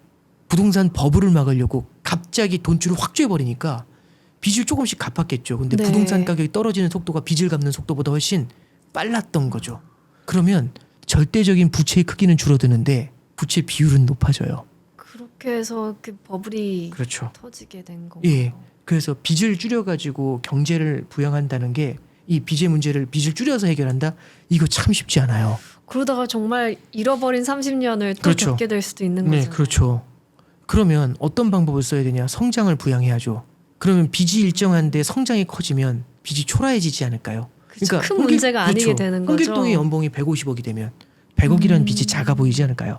그러니까 우리는 이제 그런 방식으로 선택해야 되는데 그러면 성장을 강하게 만들면 돼요. 근데 성장이 강해지잖아요. 그럼 수요가 높아지면서 물가가 올라와요. 그럼 금리가 따라 올라오거든요. 그럼 빚이 많은데 성장이 올라온 만큼 금리가 높아지면 이자 비용이 많이 들어가요. 그럼 성장이 강해져도 금리가 높아져서 부채가 계속 기승을 부리니까 이게 해결법이 되지가 못하는 거예요. 그러면 이런 고민을 해볼 수 있죠. 물가를 안 올리면서 성장을 끌어올리는 방법이 있지 않아? 라는 생각을 해봐야 되는 거예요. 그게 뭘까? 생산성이라는 걸 높이면 되거든요. 생산성이란 건 내가 투입하는 노동력 대비해서 훨씬 많은 산출물을 만들어내면 돼요. 가격이 싸지면 살려는 사람도 늘어나겠죠. 그렇죠. 시장의 저변이 커져요. 그러면 마진도 확보하고 더 많은 사람들한테 판매를 할 수 있잖아요. 그런데 물가는 낮아졌죠. 생산성이 높아지면 마법을 만들 수 있어요. 물가가 오르지 않는 성장이거든요. 중앙은행은 물가를 보지 성장을 보진 않습니다. 물가가 안정적이잖아요. 그러면 굳이 금리를 올릴 필요가 없어요. 그럼 성장은 센데 물가도 안정돼 있고 금리도 낮잖아요. 그러면 높아진 금리가 성장을 때리지 않거든요. 그러면 이 성장이 굉장히 오래 이어질 수 있어요. 기적 같은 그렇죠. 이야기네요. 금리가 낮으니까 대출이자도 없으니까 부채도 강한 성장 때문에 점점 쪼그라들지 않을까요? 그러면 생산성을 어떻게 끌어올릴까? 기술혁명이고 그 중심에 AI가 있는 거죠. 그래서 이 AI라는 갈림길이요. 어떻게 보면은 지금의 부채 문제를 해결할 수 있는 굉장히 중요한 치트키가 될 수가 있죠. 그러니까 전 세계가 바라보지 않을까요? 그리고 전 세계가 이 기술의 핵심을 가져오고 싶지 않을까요? 그게 부채 문제하고도 다 그리고 양극화하고도 다 맞물려 있겠죠.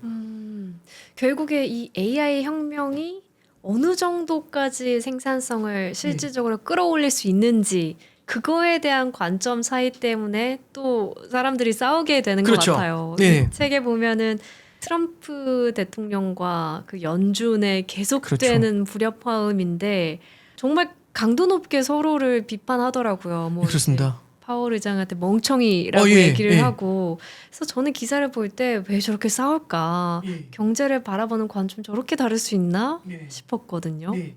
이게 사람마다 어디에 더 방점을 많이 두느냐의 차이가 있는 것 같아요. 그러니까 정부는 성장을 좋아하고요.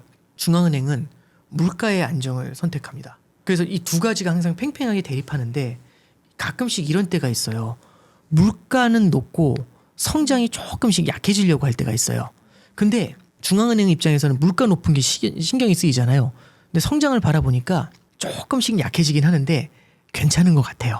그러면 지금 그게 중요한 게 아니라 물가가 중요해 이렇게 바라보는 거고 정부 입장에서는 당장 이 성장이 줄어들게 되면 표심이 날아가지 않습니까? 그런데 지금 물가가 중요한 게 아니라 성장이 더 중요하죠. 당장의 성장이. 근데 이제 물가는 보니까 관세 때린 것 때문에 일시적으로 올라오는 거예요.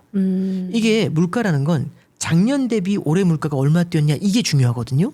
관세라는 건 올해 부과하면 내년에 또 높이고 그러진 않죠. 관세를 매년 10%씩 올리진 않잖아요. 그쵸. 요번에 네. 10%딱 때리고 나면 높아진 관세가 그냥 끝까지 가잖아요.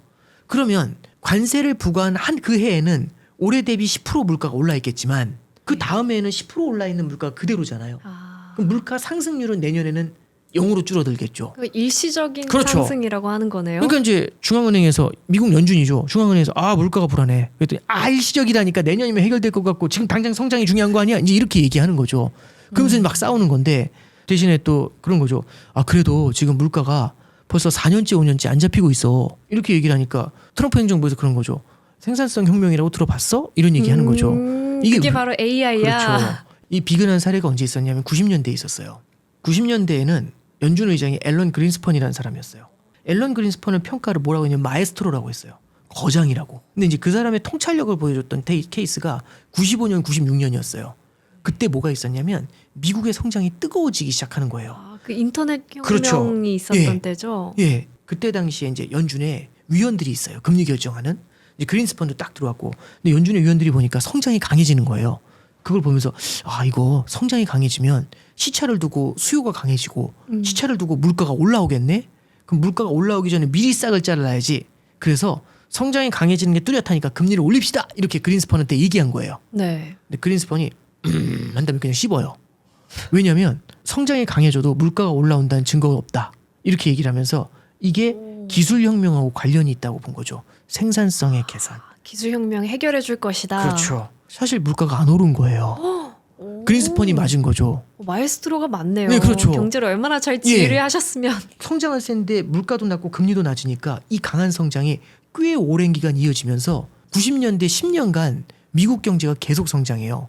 그래서 90년대 말에 무슨 단어가 나왔냐면 팍스 아메리카나라는 단어가 나와요. 그때 나왔군요. 네. 미국의 전성기. 그렇죠. 그게 닷컴 버블의 정점이었죠. 그렇게 이제 생산성 혁명이 일어났었고 생산성 혁명이 물가를 안정시키는 데 도움을 준 거죠. 자, 그럼 그걸 그대로 지금으로 가져와 봐요. 지금 연준에서는 무슨 얘기하냐면 물가 올라오고 있다고. 그럼 이제 빨리 금리 올려야 되지 않냐. 그러니까 이제 미국의 재무장관이 아까 베센트라는 사람이 있다고 했잖아요. 네. 그 사람이 얘기하는 거죠. 올드하다. 그 편견의 장막 속에 갇혀 있지 마. 이런 얘기를 하는 거죠. 열린 마음으로 세상을 바라보라고. 기술혁명을 바라보라고. 연준이 그렇게 하면 안 돼. 이렇게 이제 얘기를 하고 있는 거죠. 그래서 이번에 이제 연준 의장이 교체가 됐어요. 네. 케빈 워시라는 사람으로 파월에서 케빈 워시로 교체가 됐거든요. 케빈 워시는 이 생산성을 많이 강조하는 사람입니다. 그래서 이 사람이 들어오니까 생산성을 강조하는 걸 바라보잖아요. 그럼 물가가 높아도 연준이 과연 금리를 올릴 수 있을까라는 게 첫 번째 질문. 두 번째는 금리를 올리는 건 둘째치고 되려 트럼프 행정부와 코드를 맞추면서 금리를 내리지 않을까라는 질문. 이런 얘기들도 나오는 거죠. 그러면 여기까지만 딱 들어보면 AI라는 거대한 갈림길하고 맞물려 가지고 연준 의장의 교체라는 것도 어쩌면 먼 미래에 돌아봤을 때 중요한 갈림길, 분기점이 돼 있지 않을까요? 그런데 트럼프 대통령부터 시작해서 그 밑에 있는 가신들도 이 인플레이션에 대해서 지금 걱정을 하는 게 맞는 것 같아요. 왜냐하면 이 인플레이션은 제가 예전에 되게 좋은 비유를 들었는데 인플레이션은 잡초와 같다는 말을 들었거든요. 이 잡초라는 게 저 어렸을 때 그 단어를 처음 들었을 땐 이해를 못했는데 제가 이제 애들 어릴 때 저 한 10년 전쯤 애들 어릴 때 주말 농장을 했었어요. 주말 농장에 가잖아요. 그러면 잡초가 있는데 다 뽑잖아요. 네. 다음 주에 가면 이만큼씩 다 자라 있어요. 정말 잡초와 같아요. 뽑아도 나거든요. 정말 한 번 인플레이션이라는 게 자리를 잡잖아요. 치료하기가 되게 힘들어요. 그래서 인플레이션은 잡초와 같다는 표현을 쓰는 거거든요. 뽑아내기가 힘들군요. 언제든지 다시 생겨나고. 그러니까 이게 지금 보면은 미국의 인플레이션이 벌써 5년째 이어졌어요. 이제 미국의 물가 목표가 2%거든요. 근데 2%를 언제 넘어섰냐면 21년도 3월에 넘어서요. 지금이 26년도 6월이니까 거의 5년 4개월째 물가 목표로 못 돌아온 거예요. 근데 이게 러시아 우크라이나 전쟁 때 물가 지수가 9.1까지 올랐거든요. 그럼 2에서 너무 많이 멀어졌잖아요. 그래서 야 큰일 났다 이랬었어요. 그래서 막 금리 올리고 해가지고 난리 부려가지고 물가를 잡아내려서 지금은 2%대 중반까지 2.5까지 내려온 거예요. 2%에 거의 근접했잖아요. 야 네. 그럼 이제 고지가 보인다. 얼마 안 남았다. 이런 생각하면서 이제 금리 내렸던 거죠. 정부에서는. 야 이게 추세가 섰잖아. 내려올 거 아니야. 이제 괜찮다. 예, 그렇죠. 네. 뭐하고 비슷하냐면 한번 보시죠. 홍길동이라는 아이가 이제 입시를 준비해요. 100점 만점이라고 가정하고 좋은 학교를 가려면 90점이 넘어야 돼요. 근데 이 홍길동이 지금 40점이에요. 야 근데 지금 5월이에요. 그럼 넌 끝났네. 이렇게 생각했는데 홍길동이 미친 듯이 공부하는 거예요. 정신 각성해가지고 한 달에 10점씩 올라요 점수가. 우와. 그래서 막 쫙 올라가지고 8월에 모의고사를 봤는데 70점이 나온 거예요. 30에서 70까지 끌어올린 거죠. 그래서 대단하다. 화이팅 그랬는데 하는 얘기가 홍길동이 그러는 거죠. 게임이 끝났습니다. 무슨 소리야 했더니 매달 10점씩 오르면 다음 달엔 80점, 그 다음 달엔 90점, 수능 볼 땐 100점이잖아요. 게임 끝났잖아요. 네. 근데 우리는 알고 있어요. 뭘 알고 있냐면 30에서 70으로 올리는 게 어려울까요? 70에서 90으로 올리는 게 어려울까요? 그 후자가 훨씬 어렵죠. 후자가 훨씬 어렵죠. 네. 이상하잖아요. 숫자로는 40대 20인데. 그리고 사실 90에서 100이 더 어렵잖아요. 이게 말씀드리고 싶은 건 라스트 1마일이라고 해요. 라스트 1마일.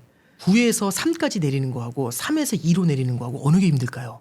3에서 2로 내리는 게. 그게 라스트 1마일이에요. 거기서 방심하면 안 되거든요. 왜냐하면 물가 중에는 끈적끈적한 애들이 있어요. 어떤 게 있냐면 새우깡 가격이 폭락할 수 있나요?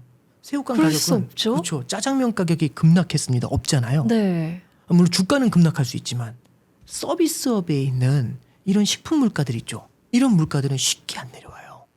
그래서 얘네들을 끈적끈적한 스티키라는 표현을 쓰거든요. 요런 애들이 이 3에서 2 사이에 잔뜩 깔려 있어요. 이거 잡기 되게 어렵거든요. 그런데 5년 만에 이제 막 돌아오려고 했더니 관세 부과했더니 다시 올라와요. 그러다가 중동전쟁 터지니까 또 올라와요. 그러면 이게 무슨 얘기냐면 70에서 이제 80으로 가려는데 애가 갑자기 70에서 80 사이에서 머무르는 거예요. 10점씩 안 오르고 75, 78 뭐 이러다가 갑자기 이번 모의고사 봤더니 68 이렇게 내려와요. 그걸 보는 순간 선생님들이 무슨 생각할까요?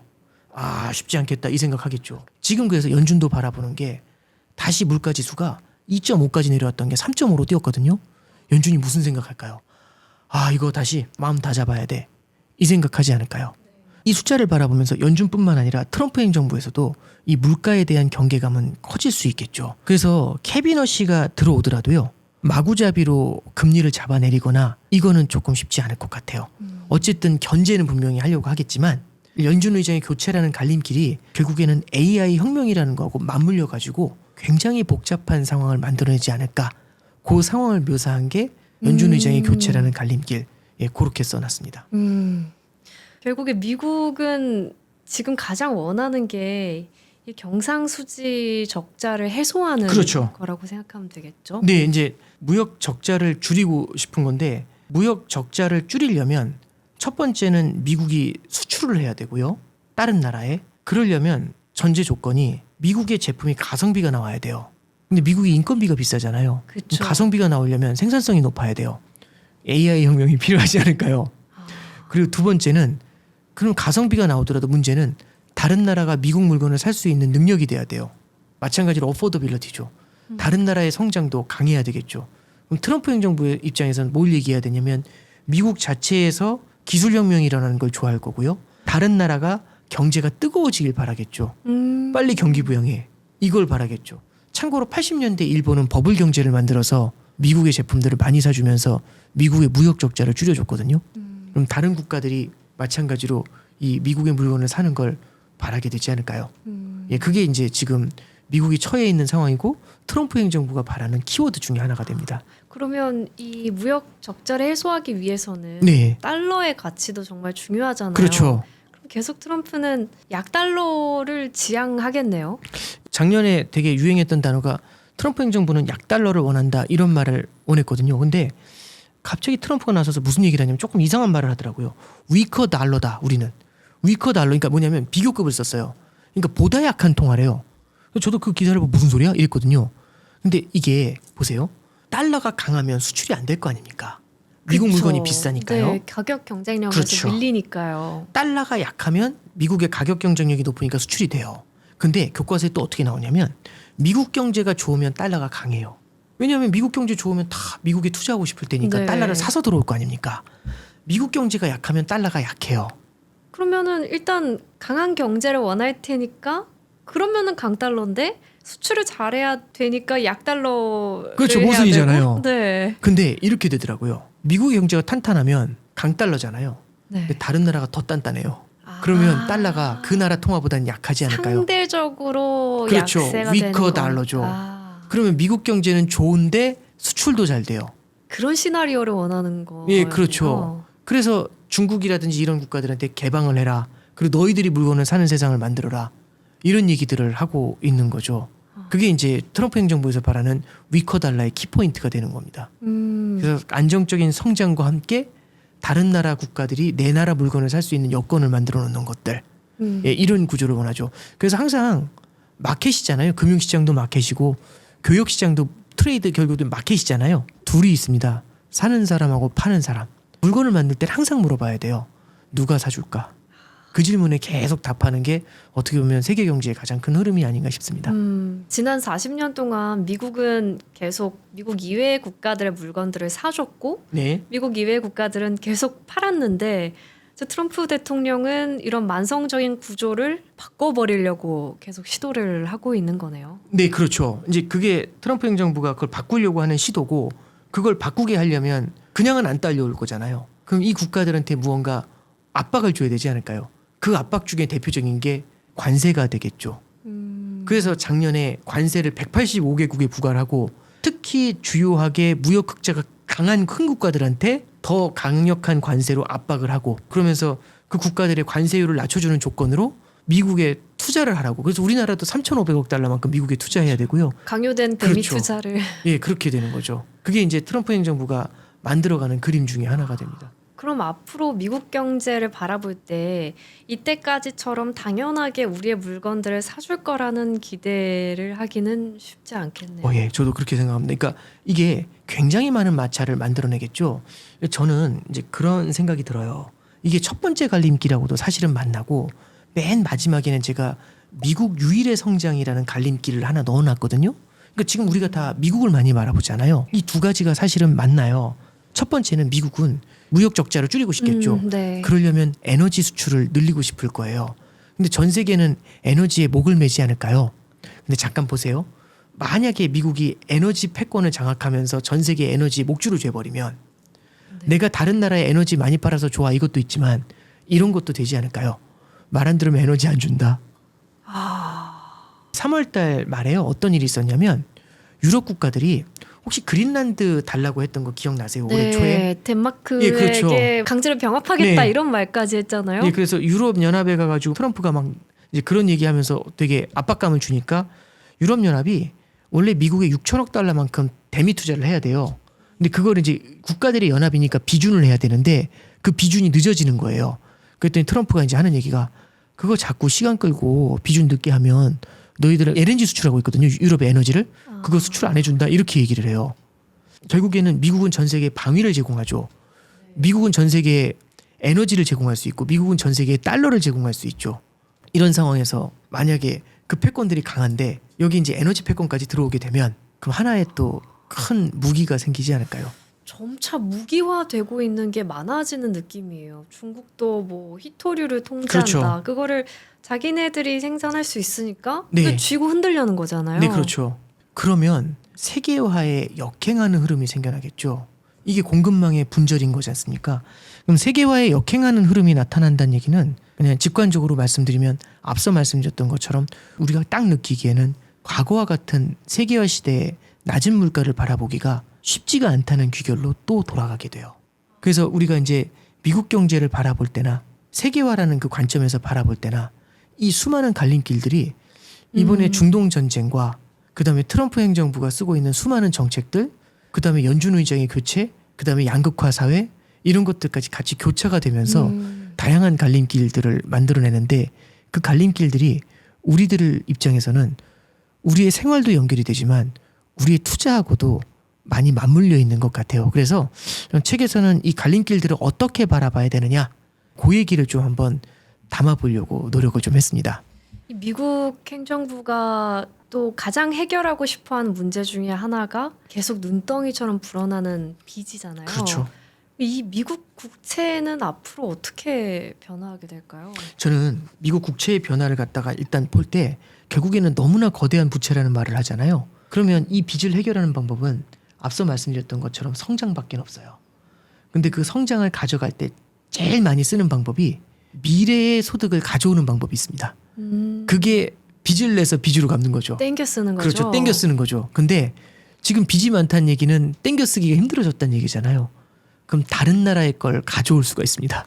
그게 관세죠. 그러니까 트럼프 행정부 다른 나라에 있는 부를 뺏어오려고 하잖아요. 네. 그러지 않나요? 그게 이제 관세나 에너지 패권의 장악 같은 거죠. 그리고 또 하나는 AI 혁명과 같은 성장. 이건 어떻게 보면 가장 아름답죠. 그래서 이걸 통해서 이제 해결하려고 하는데 그럼 여기까지 보시면은 트럼프 행정부는 빚을 해결하기 위해서 다른 나라의 부를 가져오는 관세나 에너지 정책 같은 거, 그 다음에 생산성 개선을 통한 AI 혁명 이런 것들로 문제를 해결하고 싶다. 이걸 우리가 좀 느낄 수가 있잖아요. 네. 이 맥락에서 트럼프 행정부의 정책을 보시면 이거하고 라인이 맞아 있는 게 되게 많아요. 그런데 이제 하나 좀 말씀드리고 싶은 건 그럼 이렇게 하는 트럼프 행정부의 정책이 과연 성공할 수 있을까? 그 기저에는 결국에는 관세 정책부터 시작해서 AI까지 다 남아 있거든요. 근데 저는 이제 여기에 AI의 갈림길에서도 썼지만 약간의 의구심은 남는다고 봐요. 그 의구심의 핵심은 AI가 장기적으로 성공했었을 때 생산성의 개선을 가져오는 건 맞거든요. 근데 그만큼 AI를 발전시키기 위해서 굉장히 많은 설비 인프라가 들어가지 않나요? 그래서 지금 데이터 센터 엄청 짓는다고 하고 전력이 모자란다 뭐 이런 얘기들 나오죠. 맞아요. 이건 전기료의 상승이죠. 그리고 또 하나는 데이터 센터를 지을 때 반도체가 들어가니까 치플레이션이 일어나잖아요. 반도체 가격이 오르는. 그게 지금 우리나라 삼성전자 하이닉스하고 연결이 돼 있는 거고 또 하나는 데이터 센터 지을 때 원자재가 들어가겠죠. 원자재 가격이 많이 뛰지 않을까요? 그러면은 물가에 상승하고 맞나 있죠. 그러면 우리는 이렇게 생각하는 거죠. AI라는 게 물가를 낮춰준다며 이랬는데 지금 뭐라고 말씀드렸냐면 AI 설비를 갖추다 보니까 물가가 올라가 있잖아요. 어쩌면 그 앞에는 고물가라는 굉장히 어려운 그 허들을 넘어야 될 수가 있죠. 그러니까 AI 혁명은 장기적으로는 물가를 낮춰주는 효과가 있을 수 있지만 단기적으로는 오히려 물가를 더 자극시킬 수 그럴 수 있다는 있죠. 거네요. 예, 그러면 우리가 AI 혁명을 통해서 우리가 바라보는 일종의 유토피아가 있다면 그 유토피아로 가는 길은 순탄한 길일까 아니면 범피로드, 그러니까 울퉁불퉁한 길일까라고 본다면 저는 울퉁불퉁한 길일 것 같아요. 그럼 우리가 AI를 바라볼 때 무조건 와 탄탄대로다라고만 바라볼 게 아니라 얘는 울퉁불퉁한 길이지만 그래도 궁극적으로는 큰 비전이 있는 것 같아 라고 한다면 단기적인 투자 관점에서 AI를 바라볼 것인가 긴 호흡에서 바라볼 것인가 이 질문에 대한 답이 나오죠. 그래서 이 갈림길이라는 건 우리가 어느 길로 갈지 모르겠는데 하나 찍었어요. 이쪽 길로 가기로 했는데 갔는데 가자마자 한 발 내딛자마자 어떻게 될지 알지는 못하죠. 꽤 멀리 가봤을 때 잘 온 것 같아 이런 생각하지 않나요? 그래서 갈림길의 핵심은 결국에는 긴 호흡으로 바라봐야 되는 5가지 테마를 각각의 스펙트럼에서 조망을 해보려고 한 겁니다. 그 작가님께서 말씀하신 5가지 갈림길 중에서 마지막 갈림길이 결국 미국과 그 미국을 둘러싼 관계의 변화일 것 같은데요. 지금은 미국이 뭔가 강압적으로 너네 뭐 이렇게 말 들어 라고 해서 다들 거기에 마지못해 응하는 것 같지만 장기적으로는 미국 혼자 왜 저래? 그럼 우리끼리 놀자. 네. 이러면서 미국이 혹시 이 힘이 빠진 상태에서 점점 배제되는 상황도 있을 것 같다고 또 책에 써주셨잖아요. 그렇죠. 그런데 이게 물론 그럴 수 있고 지금도 보면은 미국을 배제하고 싶어하는 움직임들은 조금씩 나타나는 것 같은데요. 근데 이제 이렇게 말씀드릴게요. 예를 들어서 이런 겁니다. 제가 되게 인기가 많은 사람이라고 가정해 볼게요. 미국이라는 사람인데 인기가 되게 많아요. 네. 그러니까 제 얘기가 아니고 미국이라고 가정한 거예요. 네. 그래서 여기 이제 한 100명의 사람들이 있는데 다 저하고 얘기하고 싶어하고 다 놀고 싶어해요. 너무 인기가 많아서. 친해지고 싶어하고. 예. 근데 갑자기 제가 미쳤어요. 미쳐가지고 뭐라고 하냐면 나랑 대화할 때 얘기할 때마다 뭐 얼마씩 내 이런 식으로 막 관세를 때리겠다는 거예요. 그러면 갑자기 뜨아하잖아요. 그래서 다 난리가 났어요. 말이 되냐고 하면서. 그래서 다 강하게 반발해서 뭐라고 했냐면 제가 알았어 90일 유예 이런 거예요. 근데 90일 유예해서 다시 얘기하기 시작했거든요. 수수료 안 내고. 근데 옛날로 못 돌아가죠. 왜냐하면 이상한 애인 거 알았잖아요. 이미지에 그렇죠. 약간 금이 갔잖아요. 쟤 이상하다. 그럼 이제 어떻게 되냐면 그다음부터는 저 없는 카톡방들이 생겨나요. 저 없이 막 얘기하는 거죠. 그러면 이걸 미국으로 가져와 보면 미국이 이상하다라고 하면 미국 이외에 교역을 할 수 있는 그런 국가들의 블록이 생기지 않을까요? 이런 블록들이 많이 생겨나면 미국이 배제가 되면서 이른바 미국 왕따론 이러면서 미국 경제가 힘들어지지 않겠냐? 라는 주장이 되는 거예요. 뭐 예를 들면 미국 국채를 예전만큼 그렇죠. 많이 안 사줄 수도 있는 거잖아요. 그런 거죠. 근데 문제가 하나 있어요. 제일 큰 문제는 미국 이외의 국가들이 딱 자기들끼리 모였어요. 그래서 지금 너무 좋다고. 우리끼리 모여서 너무 좋다. 이제부터 우리 잘 지내자. 우리 블록은 잘 될 것 같아. 근데 첫 번째 아젠다가 뭐냐면 누가 사줄 겁니다. 예, 문제는 미국만 사요. 다 팔려는 사람들끼리만 모였으니까. 셀러들의 모임인 거죠. 그러면 이 모임이 태생적으로 굉장히 결속력이 높을까 아니면 느슨할까라고 보잖아요. 느슨할 것 같아요. 그러면 어떻게든 다시 미국하고 협상을 하려고 하지 않을까요? 그게 작년에 관세 협상이었죠. 그게 진짜 아이러니하네요. 정말 팔려는 나라들끼리만 모여 있으면 누가 사줄 그렇죠. 것인지. 그러니까 기가 막힌 구조가 만들어져 있는 거예요. 전 세계적으로. 아니 그래서 미국이 분명히 미국은 빚이 많은 채무자고 예. 미국 이외의 국가들이 계속 달러를 쌓아온 채권자인데 우리가 상식적으로는 채무자가 이렇게 쪼달려야 되는데 채무자가 왜 이렇게 당당해? 왜 이렇게 다른 나라들에게 이런저런 강압을 쓰는 거지? 이런 미국은 의문점이 알고 있죠. 있었거든요. 그걸 알고 있거든요. 어떤 거냐면 내가 망하면 나한테 돈 빌려준 사람들 다 죽는다는 거. 100명의 나라가 저한테 꽤 많은 돈을 빌려줬잖아요. 그 국가들 하나하나의 가장 큰 문제점은 저한테 너무 많은 돈을 빌려주신 거예요.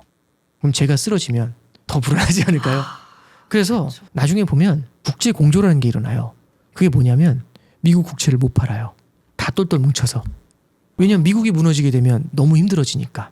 그래서 부채 시스템부터 시작해서 달러 시스템, 에너지 패권, 그리고 이제 아까 전에 말씀드렸던 것처럼 굉장히 강한 소비 국가, 이런 일련의 이슈들이요.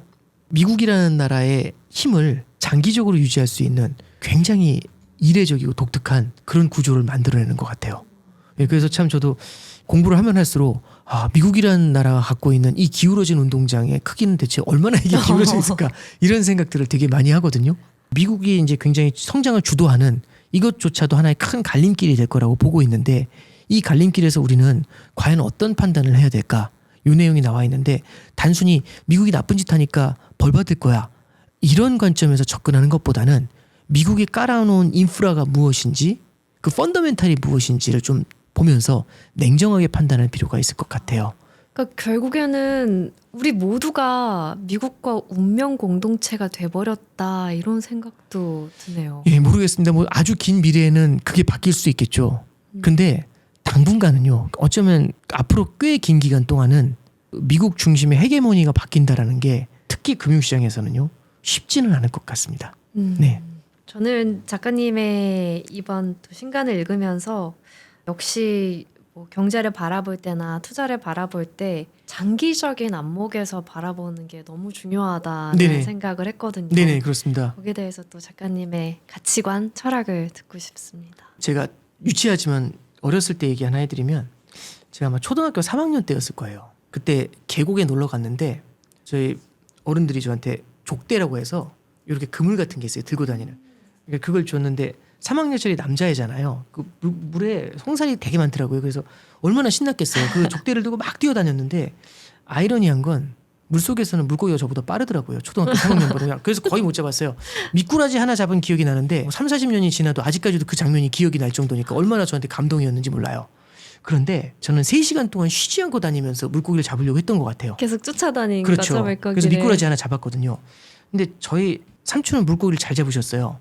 근데 저희 삼촌은 어떻게 하셨냐면 이렇게 어른들끼리 모여서 저기 평상에서 이제 술도 드시고 막 즐겁게 시간을 보내셨는데 삼촌은 어떤 거 하셨냐면 어항이라는 게 있어요. 약간 통발 같은 건데 요 안에다가 이제 물고기 먹는 떡밥 같은 걸 발라가지고 네. 물고기가 많이 다닐 만한 곳에 이렇게 심어 넣거든요.